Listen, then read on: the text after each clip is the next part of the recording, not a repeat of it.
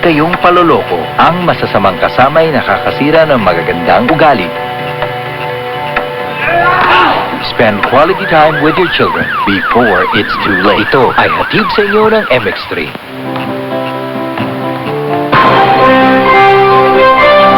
Ito ang DXDR 981 sa Dipolog, numero 1. Tatak RMN.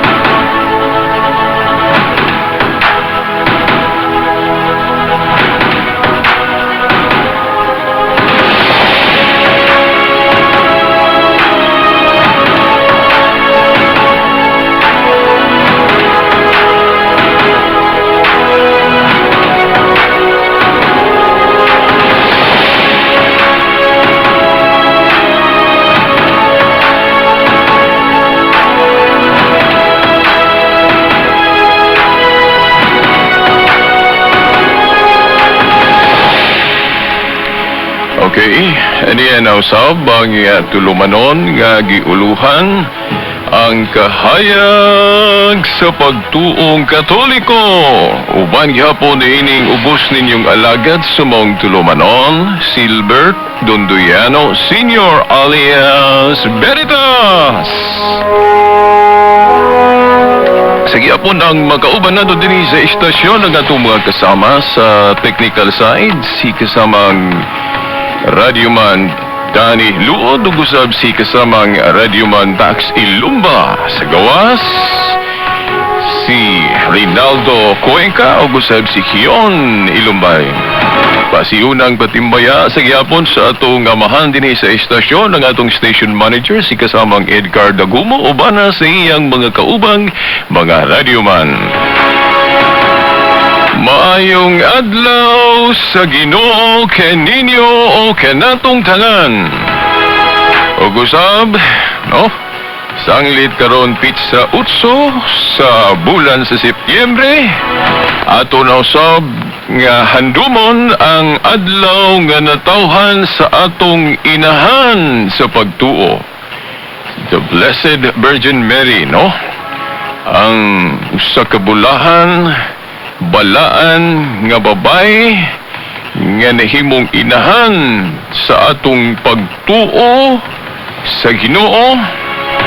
Mao kana ang atong gisaulog karon ang iyang adlaw nga tawhan.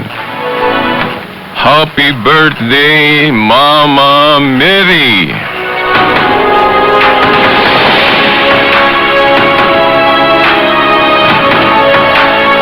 Okay, atong igahin ang maong programa karon, no? Laing episode ron sa kahayag sa pagtuong Katoliko.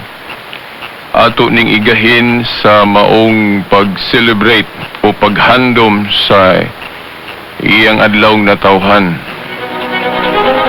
Kay pinaagi sa iyang pagkatao,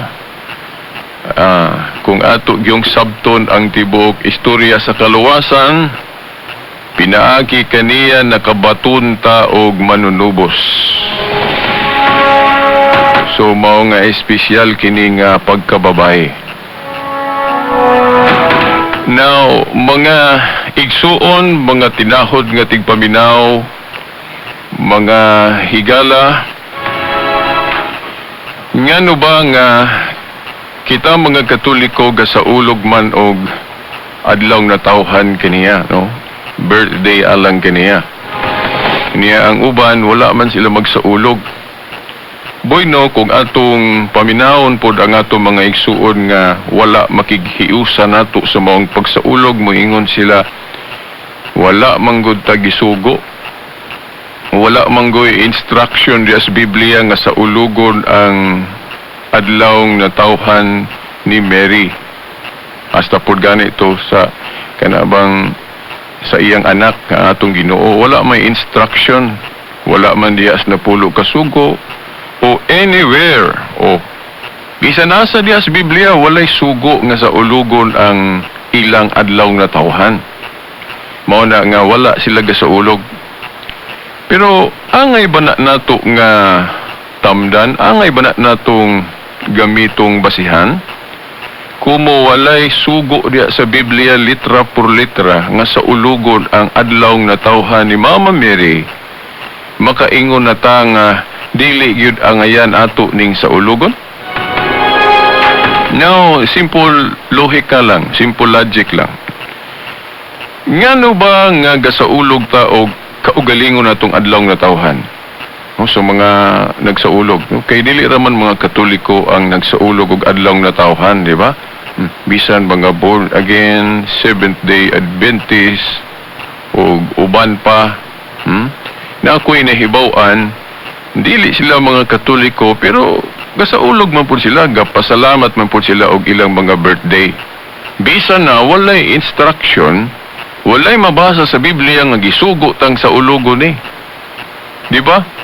Ang ato mangganing mga higalang o mga igsuong saksi ni Jehova, mas nagrabe yun ang ilang baruganan kay ang pagsaulog ko og birthday pinagano. Kay diha sa Biblia nakita kinsa man ang mga tao diha nga example nga nagsaulog og birthday pagano man o dili maayo og example sama ato ni Herodes gisaulog og birthday unya dili man angay awaton si Herodes kay dili man siya maayong tao, dili man siya Kristohanon. So sa laktod kung ang buhat ni Herodes pinagano, so kung sa ulogo nato ang birthday sa mas example nga gibuhat ni Herodes nga nagsaulog siya og birthday, so nagpinagano na pugkunuta kay nagsaulog man tag birthday. Okay. Now, by the way, kanang pagsaulog nato og birthday, unsa may essence ana? Ang pagsaulog nato og birthday is thanksgiving, pasalamat. Pasalamat ta sa Ginoo diin gipakatao ta ni anang adlaw. O muna, thanksgiving. Naa ba sa Biblia ang thanksgiving o naa ba'y mabasa sa Biblia nga kinahanglan kita magpasalamat? Thanksgiving? Now, kung basahon na to ang unang Timoteo Kapitulo 2, versikulo 1, naghisgot diya og kanang mga supplications, mga pag-ampo, intercessions, mga pagpasalamat, muna, thanksgiving. Pagahimuon ko no sa tanang tao, mo na giingon ni Pablo diha sa unang Timoteo 2:1. So, kung thanksgiving day ng pagsaulog og birthday, nganong dautan man na? Gani sa indirect sense, no? Dili gyud litra por litra makaingon man ta nga, uy, gisugo man dayta sa pagsaulog ana. Kay pasalamat man na. Now, dili mabasa ang pulong pagsaulog mo og birthday. Pero kung sabto na to ang essence, ang gipasabot ana para sa ng Trinity, dili mabasa ang pulong Trinity sulod sa Biblia, di ba? Pero ang gipasabot ana, usa ka Dios sa tulo ka persona na sa Biblia gipasabot, di ba? Mao po na kanang pagsaulog na to og birthday, dili lagi na mabasa litra por litra nga gisugo ta, pero kung sabto na to ang essence ana na sa Biblia, kanang thanksgiving, no? Pasalamat. Di ba? Kaya, unsa may dautan anang magpasalamat ta sa adlaw nga kung magsaulog ta sa adlaw na tawhan sa atong inahan sa pagtuo. Ni Mama Mary. Walay way dautan na gani sa pagmahal nato kaniya, no, anong may taugod man ta og dautan kung ato kanang sa ulugon. Now, kung moingon po nga atong mga higalang saksi niyo ba nga mao lagi pagano man ang example nag-birthday diha nya nung awaton man na, so nagpinagano na di ay mo. Dili sa ayon sa nato og kana bang huna-huna ba unsa man di nang buhat pagano, no? Ang buhat pagano ba mao nang pagsaulog og birthday o kanang pag-Thanksgiving? Dili. Matawag nato ang usa ka buhat nga pinagano kung ang iyang buhat pagsimba sa dili tinuod nga Dios. O ang na siya pagtuo ba nga dili insakto. O iya-iya lang. Wala siya magsimba sa matuod nga Dios. Kung naaman siya gisimba, dili mao. O dili o laing Dios iyang gisimba.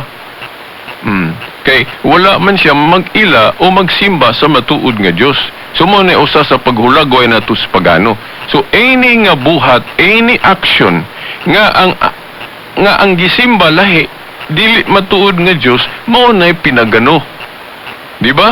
Now, si Herodes kay wala man siya magtuo sa matuod nga Dios, o kung nagtuo siya, dili lahi iyang Dios. Kaya makita man po siyang buhat, di ba? Di sa Biblia nga wala niya ang matuod nga Dios, kay lahi man iyang buhat, wala man uyon sa mga buhat nga nagtuo gyud sa matuod nga Dios. So mao na kung tawgo na tog pagano si Herodes, no, kung tawgo na tog pagano si Herodes, ang nakapapagano niya mao kadtong buhat niya nga wala masubay sa atong pagtuo sa matuod nga Dios, dili ang iyang pagsaulog og Thanksgiving o birthday. Dili, no? Okay. Kumo pagano day ang gapasalamat, ang ga-birthday mo ingon na ta nga oy daota na day ng pag-birthday. No. Ato sang subayon og unsa na iyang gibuhat? Pinagano ba na iyang gibuhat? O dili? Now, pinagano kung ang iyang pagsaulog sa iyang birthday, paghimaya sa pagsimba sa dili matuod nga Dios. Di ba?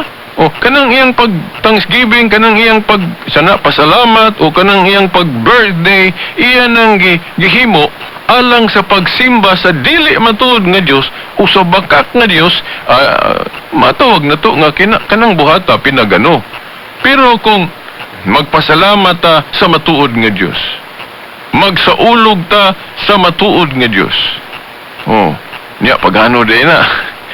So, buti pasabot, dipindi og asa gitumong. So, ang ato mga igsong saksi ni Jehova, nasayop sila sa punto diin ilang giyunahon na nga kanang birthday di ay pahinuod ra gyud na sa bakak nga Dios ato ba pinagano ra gyud dili depende na og asa nato gipahinungod.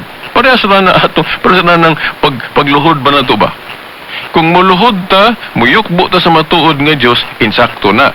Pero kung muyukbo ta sa Dios, di ba? Dito ta muluhod sa dili matuod nga Dios, dili na maayo. Sa ato pa, depende din na og asa gitumong. Dili din na sabton dayon nga, oy, kay niyukbo man ka diha. Sa lain, sa ribulto ba? O sa tao, dili man sa matuod nga Dios. So, pinagano na subayon sa nato. Kay kita pong mga Katoliko, kanang atong yukbo, atubangan og mga larawan sa mga santos, gihukman man punta nila nga nagbaton kuno taglaing Dios o nagsimba kuno tag Dios. Dios dili po na mao ato naman ang gi-explain diri sa atong tulumanon, no? Nga sumala sa pagtuong Katoliko, grounded sa scripture, dili tanang pagluho, dili tanang pagyukbo, sabton nga pagpaka-Dios. Na may sabton lang nga honor o pagtahod o veneration, di ba? Kung naminaw mo sa mga programa diri sa DXDR, diri sa Arabian Dipolog, mo appeal man tag ka ng mga dialogue, sangka sa katarungan, then sa programa po namo sa Catholic Faith Defenders, amo nang gi-explain, no? Nga kanang pagyukbo o pagsimba dili na sa tanang higayon sabton nga latria o simba ingon nga Dios na ay simba nga tahod lang ang pasabot o honor kay sa old Dios ang karaang gamit anang pulong simba dili man na kay simba lang ingon nga Dios may mo man po nang gamiton sa pagpasabot og tahod lang, di ba? Di ko na kung ako pa nang i-explain og usog diri na malangan na kay ko aning paghatag og gibugaton sa pagsaulog nato sa adlaw nga tawhan sa atong inahan. Kung moingon ka nga ang gabuhat sa usa ka buhat pagano, mingon din kag daotan. So, pwede dito moingon nga oy kanang pagkaon di ay kanang mukaon ta pinagano na pud na. Buhat pagano na pud na kay ang mga pagano mukaon mo pud. Pero sa atong mingon tong katong mga dili Katoliko nga nahibalag na kus plaza diya sa atong mga dialog diha, naka-enkwentro ko sa una, niingon sila, kamo mga Katoliko, kanang inyong sinulog pagano na kay mo ni gibuhat sa mga pagano magsayo-sayaw sa ilang pagsimba sa bakak nga Dios. So ingon sila, kana kuno atong sinulog pinagano kay ang mga pagano kuno gasayo-sayaw man. So kay ni sayaw tang mga Katoliko, pagano na po kuno ta? No, dili. Ato yun ang ipahinumdom. Sayaw di, basta sayaw di ay pinagano na daydayon. Unsa may nakapapagano sa maong buhat, kung ang maong sayaw gipahinungod sa pagsimba sa dili matuod nga Dios mo na pinagano. Pero kanang atong sinulog nganong dili man na pinagano. Ngano man, kay kanang atong sinulugod ang gisimba diha si Kristo, ang matuod nga Dios, usa sa amahan. Di ba? Kay usa man sila sa pagka-Diyos, di ba? Nganong mo ingon ta nga kanang gisimba na to diha sa sinulog, kanang atong pagsayo-sayo sa sinulog, dili na pinagano, kaya ang atong gisimba diha ang Ginoo ngano man. Unsa man din ng Santo Niño? Unsa man din ng Santo Niño? Ang katunang mga idolos, Baal na, Mercury, Diana, Astaroth, mga Diyos dos, mo ba na? Dili. Kanang atong Santo Niño nga rebulto, simbolo ra ng rebulto ha, pero ang gisimbolohan ana mo gyud atong gisaulog. Kinsa man na? Naa sa Lucas 1:35 si Jesus Christ. Okay, kanang pulong santo but pasabot balaan. Ninyo bata. Gikinat sila nato ng Holy Child na magalitay ospital gi honor ni anang balaang bata o Holy Child as Lumagite, di ba? Kung atong ininglisod ng Santo Niño Holy Child sa atong pinulungan, balaang bata. Balaang bata. Asa man na mabasa?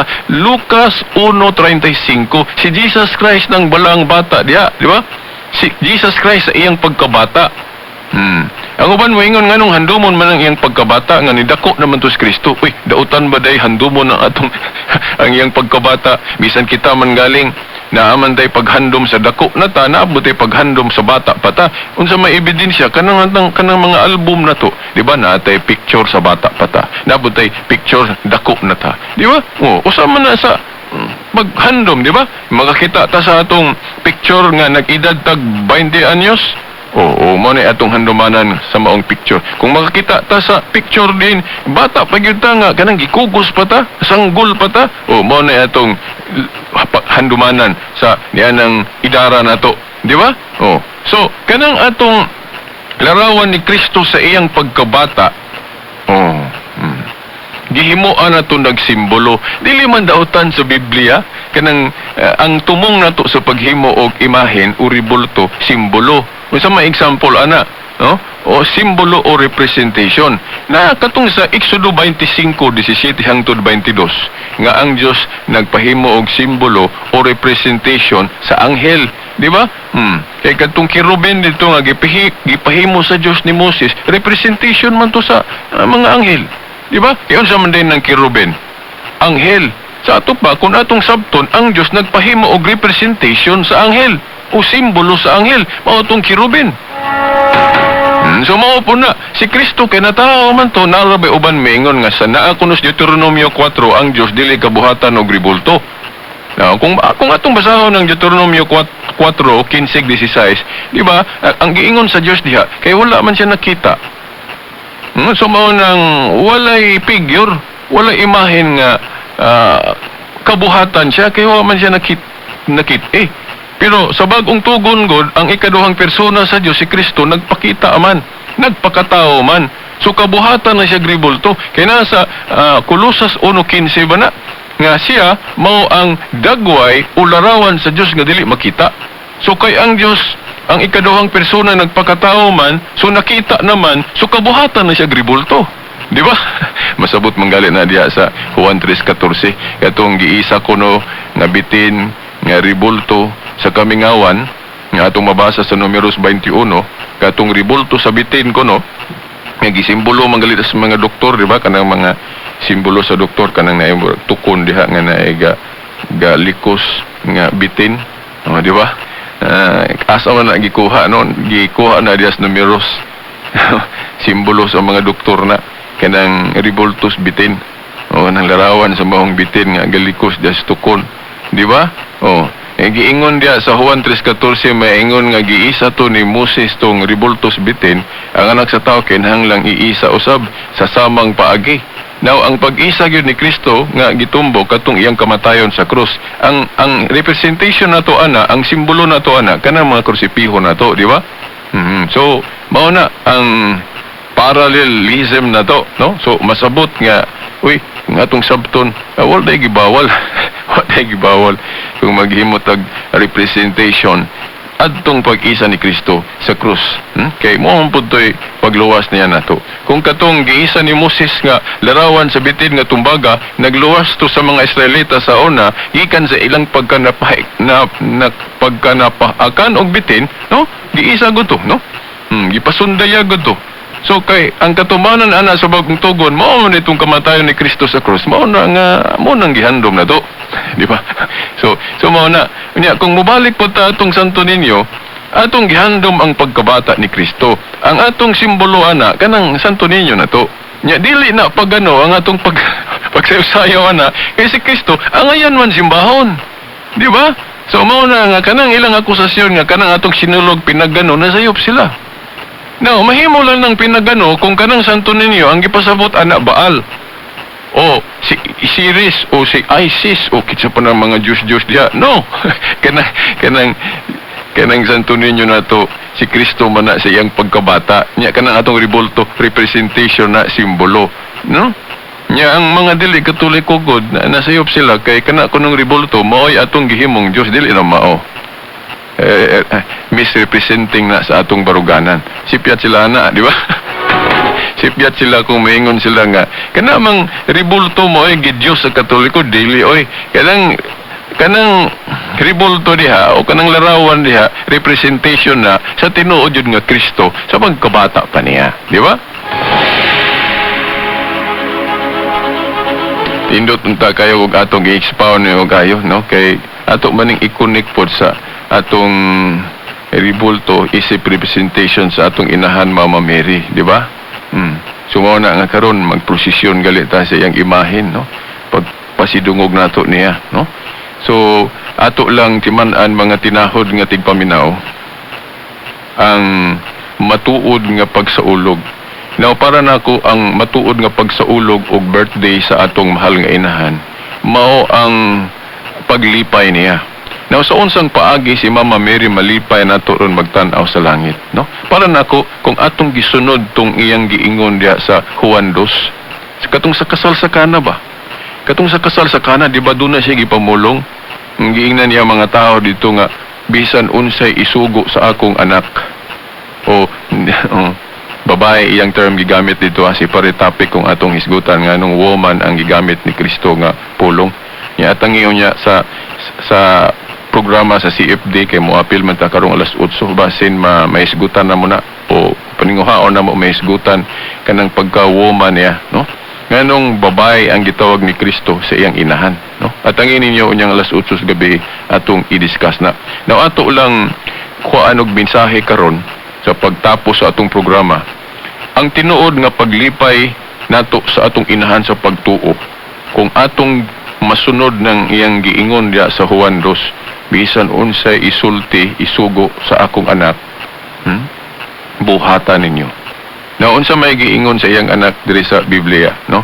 Follow the church. Sa Lucas 10:16 niingon siya ang naminaw ninyo. But pasabot sa iyang simbahan, no? Diya sa Lucas 10:16 naminaw nako. Ang wala maminaw ninyo wala usab minaw nako. So ang mensahe karon niining atong pagsaulog sa birthday niya, pahinumdum sa mga Katoliko anang sigig supak-supak sa simbahan.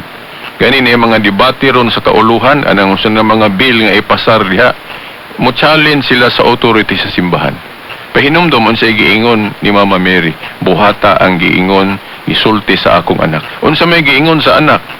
Ang naminaw kuno sa iyang simbahan samarang naminaw niya. Lucas 10:16. Nya diya sa Mateo 18:17 ug 18 ang iyang galing simbahan gihimo niyang final arbiter diri sa yuta. Unsa kuno yung mga husay iagi sa simbahan. Ang dili kuno maminaw sa simbahan isipong tax collector but pasabot makasasala.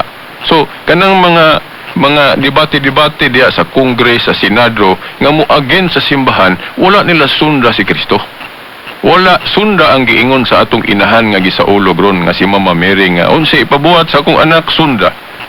Subot ipasabot, maminaw ta sa itudlo sa iyang simbahan kay mao na yung kagustuhan ni Mama Mary. Ato siyang lipayon karong adlaw kay atong gisaulog ang iyang adlawng natawhan.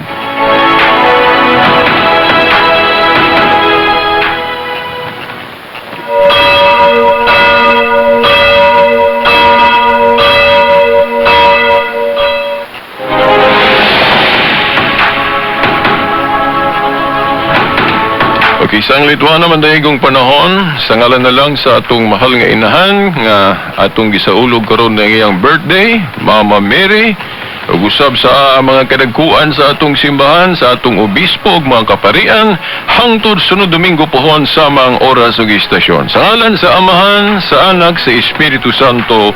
Amen.